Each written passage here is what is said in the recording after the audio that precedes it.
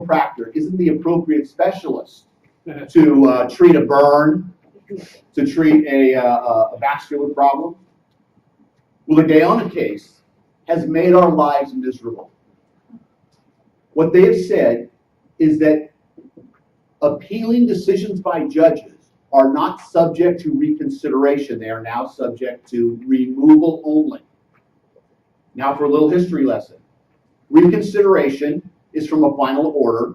Removal is from an interim order. Reconsideration stays proceedings. Removal doesn't stay proceedings. In other words, with a petition for reconsideration, we can actually stop a further exam. With removal, we cannot. But the most important distinction between the two is that removal requires us to demonstrate substantial prejudice or irreparable harm. And that's a huge burden to demonstrate. And never one time in the board's history have they considered us spending money as being substantial prejudice or irreparable harm.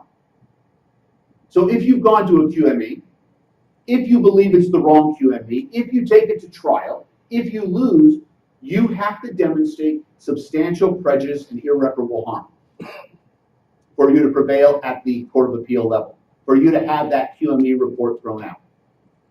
So begin thinking about that as you are processing through QMEs. Now, the other thing I'll mention is, you know how you get that panel of three and you don't know who's good and you don't know who's bad? Sometimes they're all bad. And that may be a time to agree to an AME. Pick a doctor you know is going to split the baby rather than one who's going to throw you under the bus, because if you have to litigate that doctor's opinion, you're going to be up against a substantial burden once you get to the appellate level. Now, I've also given you the Maciel case, and that's the board saying that a QME exam is is dispositive. But the Maciel case is a lower court case.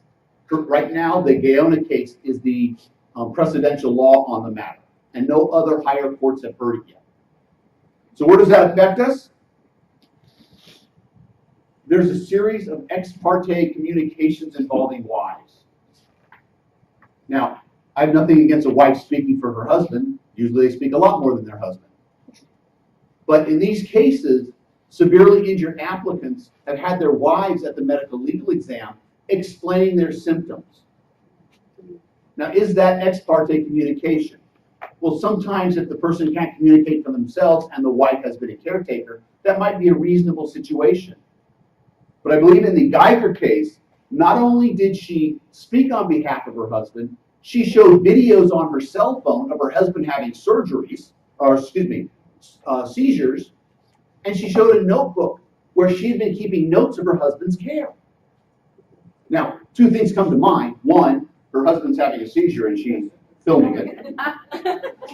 But the second thing is, those documents were in existence at the time that the exam occurred. She could have disclosed them to defendant. Defendant could have said, wait, we want to see these beforehand. We want to verify their authenticity.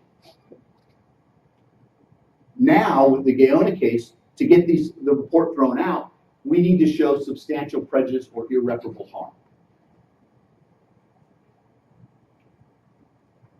What's odd is you'll see a handful of applicant cases where they provided information. There was actually one case where the wife took notes, took other documentation, and the board said, well, those documentations were disclosed in the course of the examination, so that's part of the exam. But when the defendant sends something to the QME, it's ex parte. How can that be? It's California, you've got it. In the Dodley case, we didn't commit ex parte communication, or did we? Yes, we did. Anything we need to send to the QME, we need to disclose at least 20 days ahead of time. We need to disclose it to applicant attorney. And if there's a dispute, if they object to us, we need to petition it to either the medical director or to the appeals board right away. If there's important documentation that you want to get to the doctor, and there is important documentation you want to get to the doctor, Clearly, medical reports, medical records, those are relevant. Personnel files may be relevant, but it may be excluded because that's not a direct information for the doctor. I'll get to information in a moment. One of these cases, which one was it? Garcia. The defense attorney sent a letter to the QME that he had received from the applicant attorney, with the applicant attorney complaining about the QME exam. So, if I'm calling you a dirtbag, do you really want to send it to the guy you just called a dirtbag? Apparently, the defense attorney did. And the court said that is ex parte communication. But be aware, sometimes we get obsessed with these letters. Somebody writes a letter to us saying, oh, these misconduct occurred at the QME exam. We may want to send a letter asking the doctor what happened, but we certainly don't want to send a letter saying that misconduct did occur. Oh, the last one, the Loving case.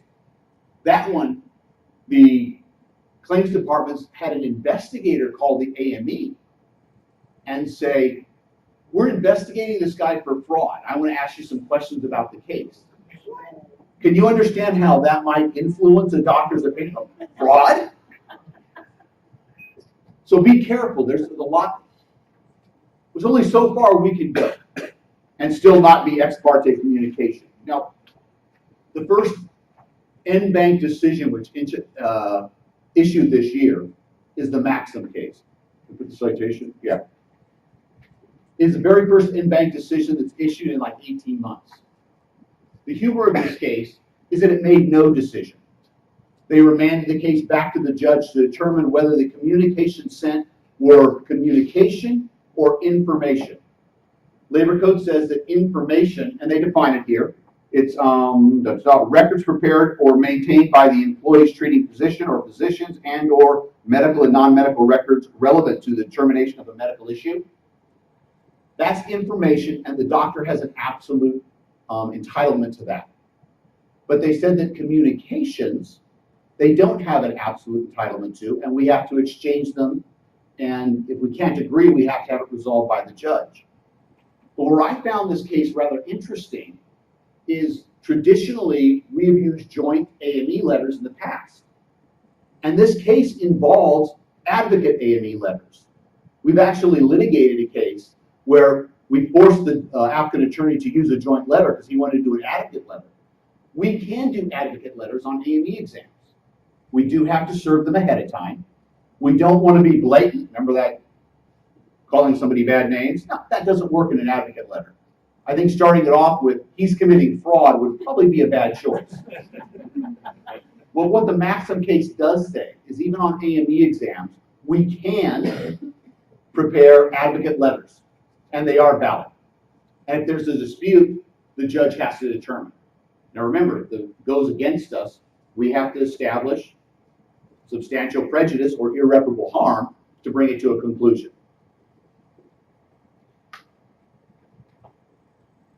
In Castaneda, the defendant sent an advocacy letter over the applicant's objection, and that was considered ex parte. However, in the Jar-Jur case, after going to the board, the judge said they could send a unredacted police report.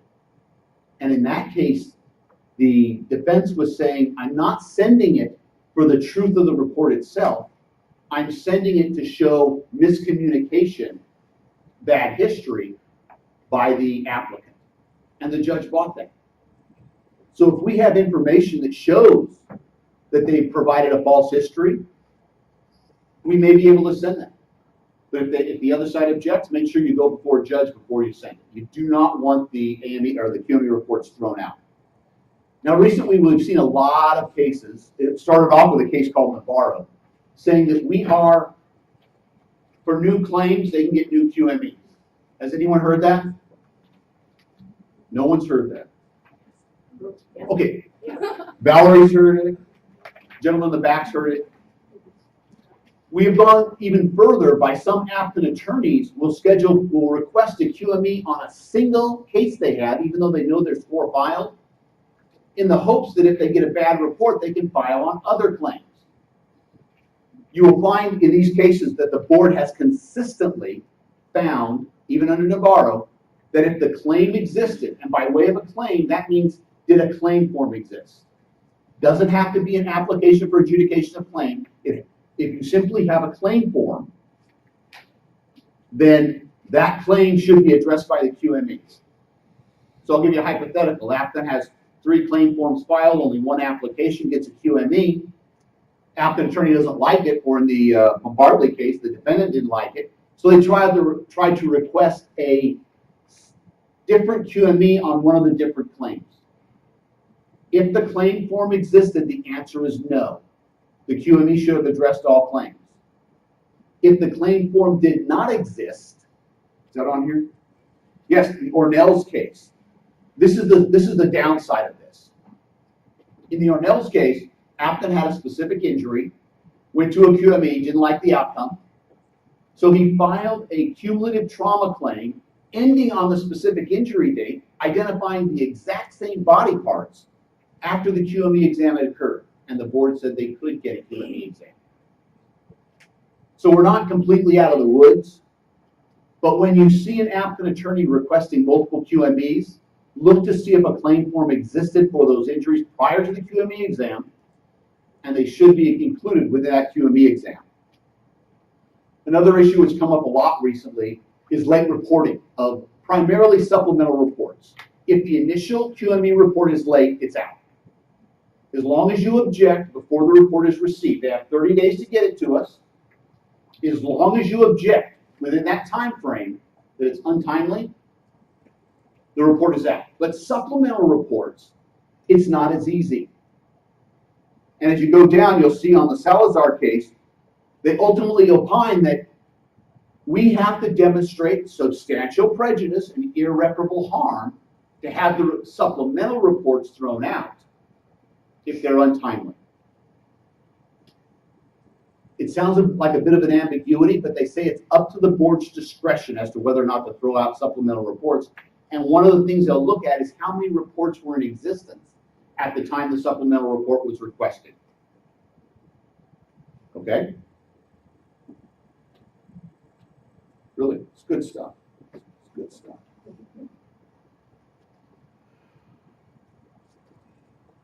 On the Montoya case,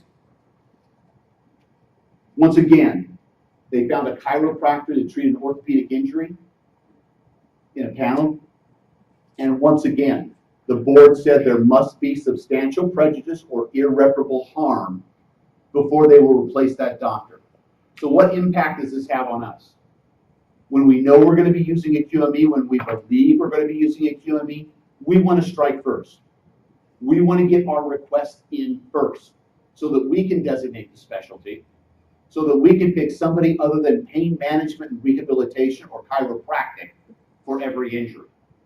And if there is a dispute, the dispute is supposed to be submitted to the administrative director first and then to the appeals board if the administrative director is wrong. Is that pretty clear?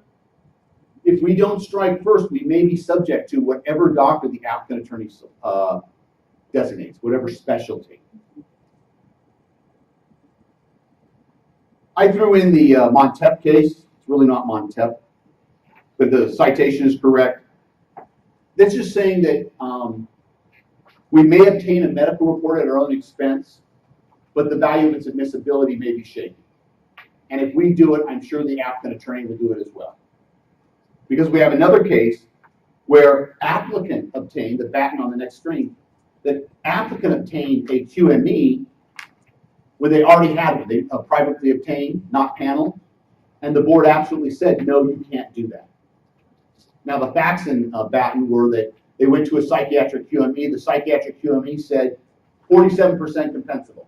And as you know, for a psychiatric claim to be compensable, you have to be over 50%. How he came to 47 and not say 43.256 was a little confusing to me.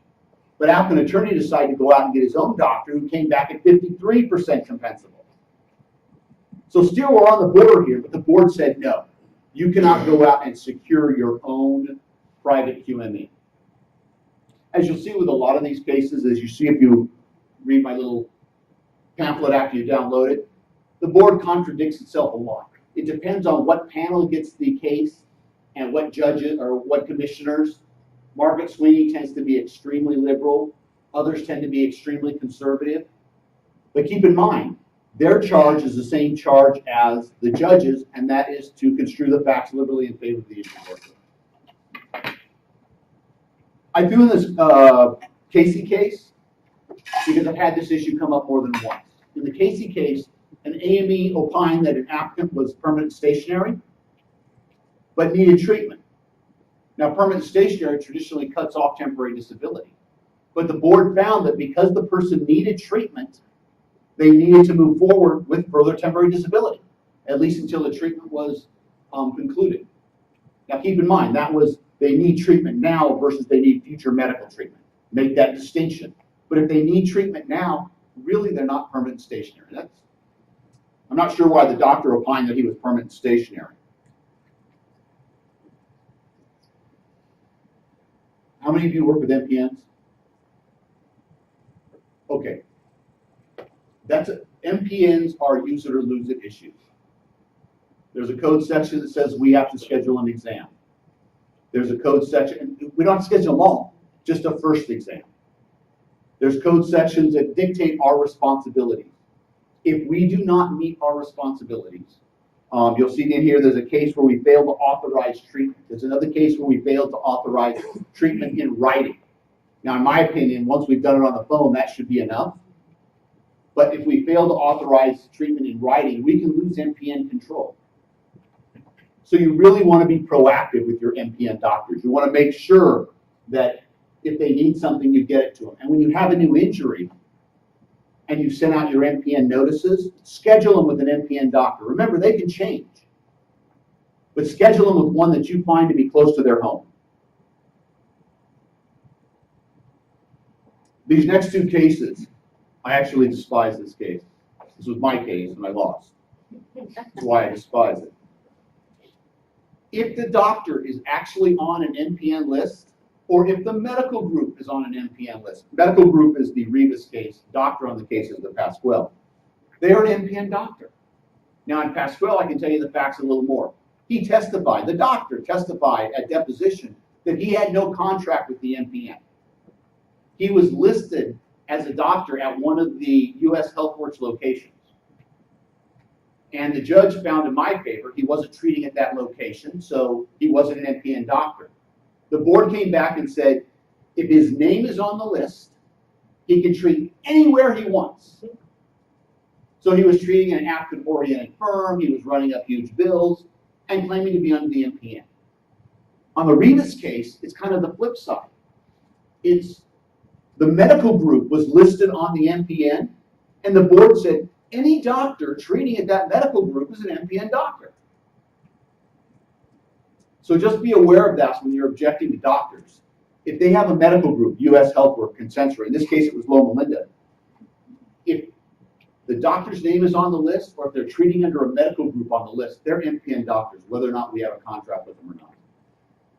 So that's a battle you really don't want to invest too much money fighting. RFAs. We all love RFAs. All of these cases here, I think these are the cases. Oh, these are the easy ones. You have to have an RFA. A prescription doesn't cut it. There's one here where the prescription was sent to the for a bathtub. No, a prescription doesn't cut it. You have to have an RFA. But when you have an RFA, even if it's from a secondary treating doctor, is it on here? Or did I miss it?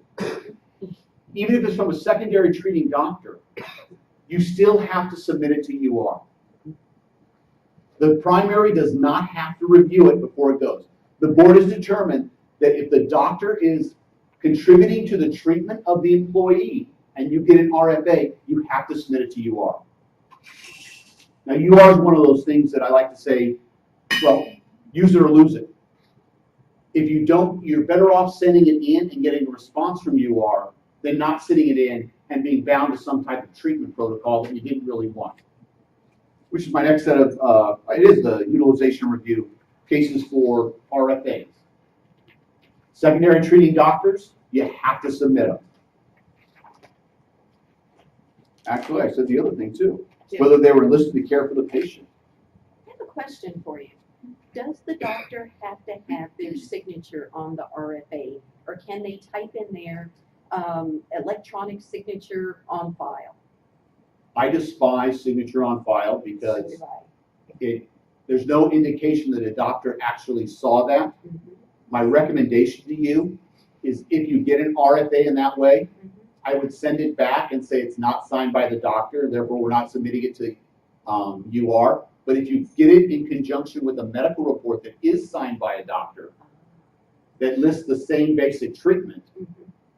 I would submit that to UR. Okay. I won on one, kicking it back to the doctor, saying signature on file. The RFA is not completely filled out and submitted, but we have no obligation for UR. I actually won on that one with it was never further appealed, but the judge agreed. The doctor can't put signature on file. They have to actually physically sign it, Okay. or date stamp it, or the signature stamp, or Mhm. whatever. Okay. But it has to be a wet signature. So we have a victory. We have at least one case where we did prevail without a signature. And there is case law from the past saying that doctors' signatures are necessary on important documents. And a request for treatment seems like an important document to me.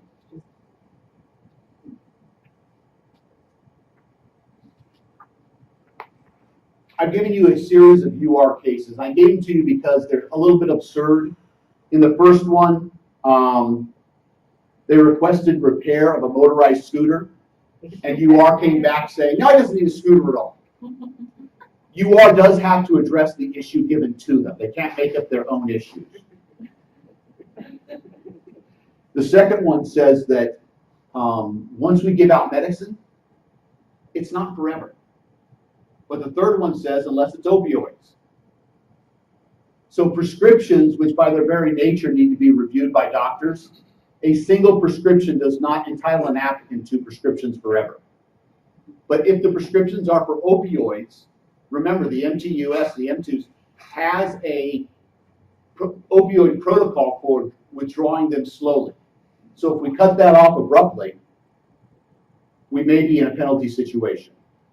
Much like if we cut off home health care. For home health care, we have to demonstrate that there is a change in circumstance warranting dropping home health care. Go right ahead. So I have a situation where I have an employer who likes to override UR denials. So we'll get a UR denial back and the employer will say, no, I want this approved, I think it's necessary. Does that affect later UR? Like if an attorney saw, well, this is denied and then you authorized it, so you don't get to keep sending me this UR because you overturned the denial without a medical report? Or can we keep URing no matter what and then just kind of choose what to approve? To repeat your question, you have an employer who will override UR denials, and you're asking if we can abide by future UR denials based on this history of denials. Absolutely. Okay. Now, keep in mind, if they override a UR denial for home health care, and then later they want to terminate home health care, we need to have a change in circumstance to terminate home health care. Same thing with opioids. If they authorize opioids, then they're, number one, insane, but number two, we will have to get a plan to taper them off opioids. But we can authorize, the beauty of UR is we always have options. We can authorize anything. And the authorization of treatment doesn't indicate an indefinite authorization of the same treatment. I'm talking like surgeries, like it'll be a surgery authorization and then down the road they'll say, I don't want this treatment, this treatment, this treatment. Well, once again, we're getting into a little bit of a tricky situation because if we authorize the surgery, theoretically we should have to authorize the aftercare for that same surgery. Once we've authorized the surgery, we say, no, I don't think they need a cold unit or a passive motion unit. Well, those are medical decisions. Those are not employer decisions. So I would be very careful if you do that. Besides, if it's a joint, you may end up with a frozen shoulder or a locked knee and have more treatment after that. But for routine examinations, for routine type tasks, an MRI doesn't really have follow-up. So if they want to authorize an MRI despite UR denial, there should be no problem in the future. And hopefully if they've had surgery once, they don't need it again.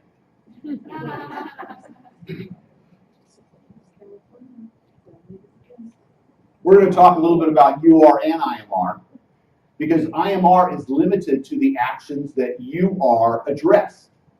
Much like the scooter where they asked for repair, they said no. On the Hall case, they asked for a certain number of, what was it, Vicodin? Oxy. Well, and IMR came back and said, no, you can't have any. IMR can only address the UR denial. They cannot expand the opinion. I mentioned that prescriptions are not indefinite. I mentioned that narcotics cannot be cut off without weaning. And those are the two cases on this page. What's on this page? Home health care, I've mentioned that that cannot be cut off without a change in circumstance. Oh, the Nas case.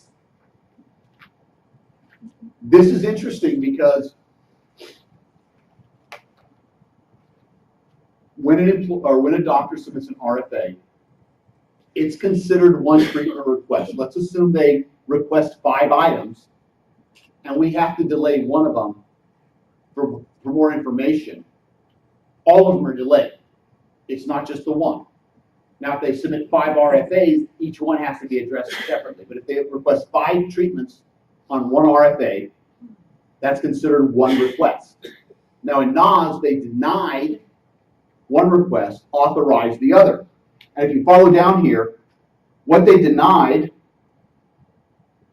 was a spinal stimulator, but they authorized a psychological exam to determine whether a spinal stimulator was necessary. Underwent the psychological exam.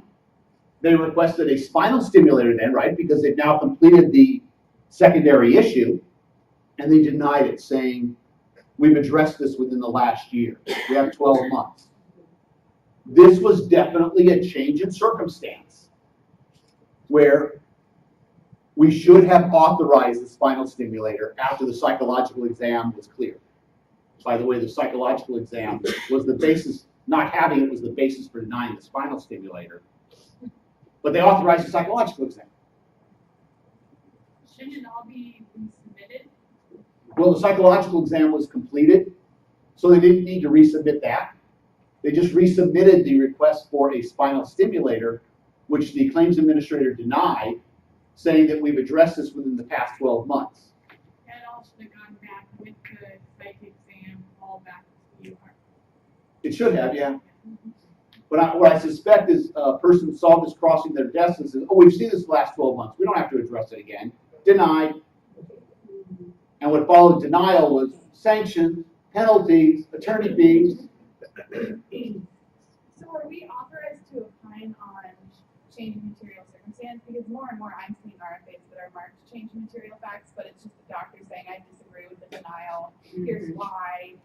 Please resubmit. And that's not a change in material facts. That's you thinking that you are wrong. Unfortunately, I have to tell you, you have to address that on a case-by-case basis. The reason I say that is you'll see a lot of UR denials that say like failure of peer-to-peer contact. Well, once they've had peer-to-peer contact, there's a change in circumstance. If they say they haven't gone through 6 weeks of physical therapy, they haven't had conservative care, and 6 weeks later they have, that's a change in circumstance. So you want to know what's on the UR denial, the basis for the denial, and compare that to the RFA that says change in circumstance. Right. So they need to prove that there is a change in circumstance, though. Like if they need to clearly state you are denied because there was no physical therapy, here are the physical therapy notes, please resubmit. Not just, I disagree with this, the claimant has a lot of pain, please authorize surgery. Correct. They can't just submit a document saying that there has been a change in circumstance. They would have to give you some type of evidence, some type of information. And what I would do in your circumstance is compare that to the UR denial. And if it doesn't, if it has no impact on the basis of the denial, you can maintain the denial. If it has an impact on the basis of the denial, you may want to resubmit it. Make sense?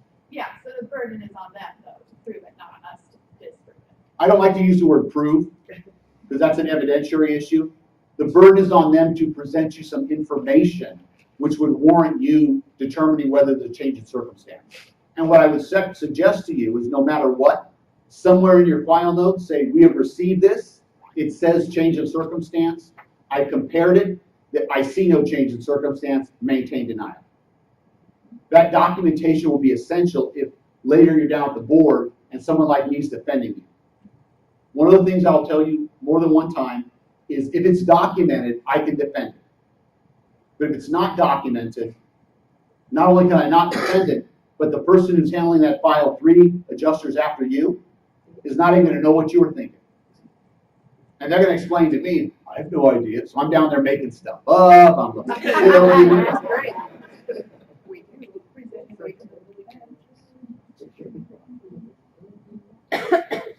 Regardless, this is a second opinion, second appellate district opinion.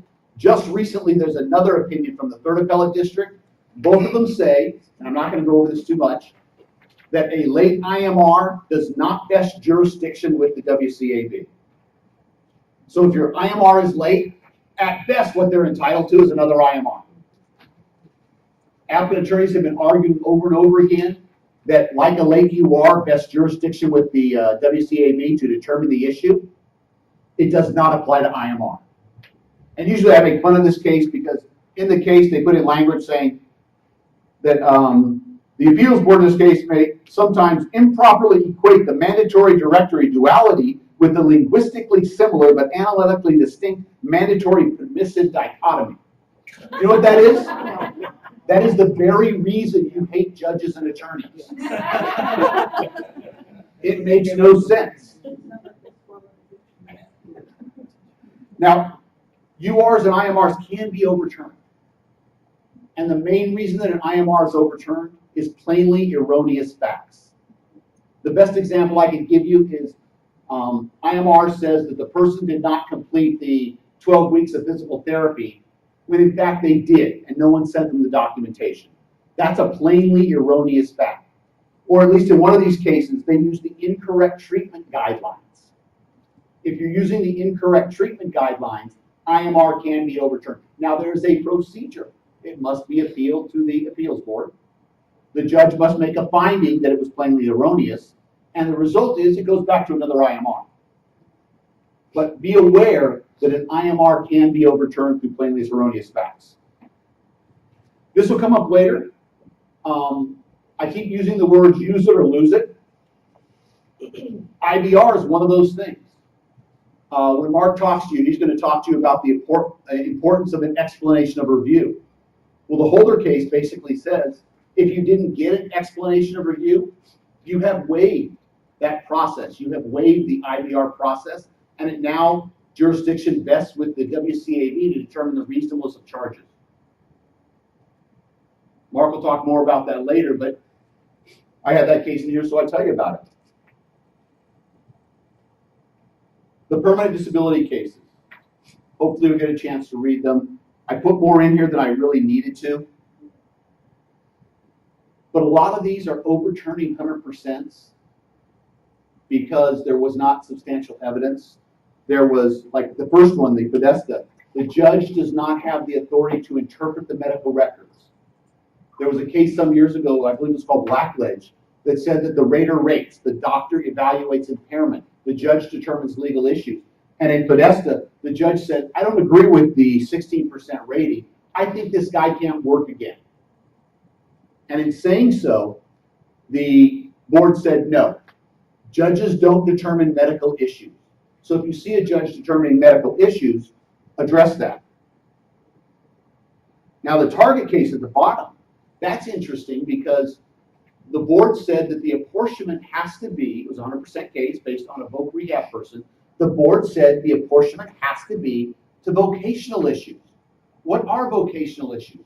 Literacy, education level, some of the things that they're trying to get statutory law to say that we can't use. So keep in mind when you see these voc reports, are they discussing a medical issue which is keeping them out of work? Or are they discussing a vocational issue? Because we will address them differently. If it's a medical issue, look to your reports.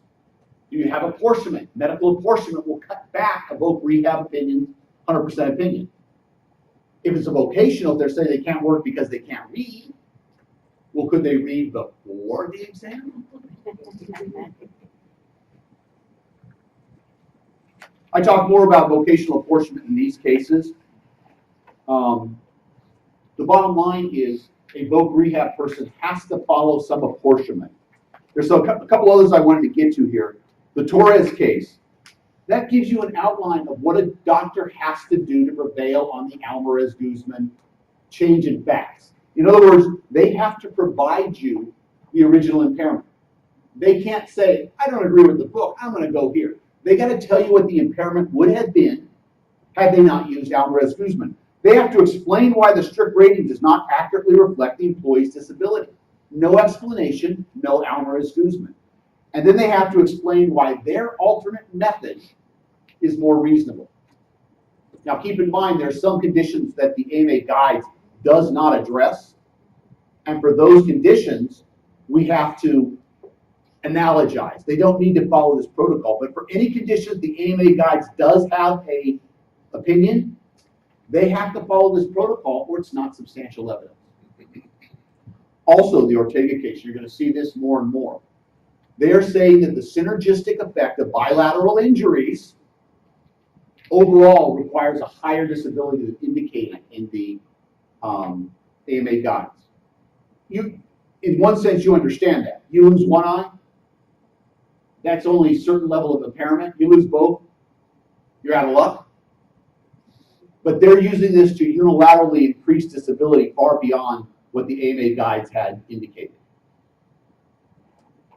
Also on the Diaz case and the Holquist case, they're adding disabilities rather than combining them. And that requires a doctor's opinion saying that this condition is far worse than indicated under the guides, and therefore we recommend adding the impairments rather than combining them using the combined disabilities table. By the way, there is at least one case where the judge rescinded, or the board rescinded a judge's finding. So that may be helpful as well. Where it says I, my two favorite words in comp, inextricably intertwined. That's the way a judge combines or a doctor combines all of their past injuries into one disability and dumps it on the last person. The reason I put it here is because there's cases now saying that if the ortho doctor has clear apportionment, but the internal doctor says internally inextricably intertwined, then we're stuck with it. If one doctor says inextricably intertwined, we've got to break that up before we move on. Make sense? It's just ways for them to tie us in more and more. Do you have a question or you're stretching? A little of both. I'm actually the adjuster on the LABA, Are you? but for the minor codependent, I'm the lead carrier. You were the lead carrier, you were not. I'm not. Okay. Lastly, and this will be the end, your settlement documents, make sure they're correct. There's a series of cases here where defendants put down one number and then another number in the stip, like they might put the right rate with the wrong dollar value. We'll talk about this a little later. The board will always find against us. It is not a mutual mistake for us to screw up. So make sure your settlement documents are accurate before you authorize anyone to walk them through. They are. Are there any questions? I know I've covered a lot of ground. This is probably the most busy presentation you're going to get today. This is the only one where reading might help you, and downloading that case law book might be an advantage to you. But any questions? Well, then thank you.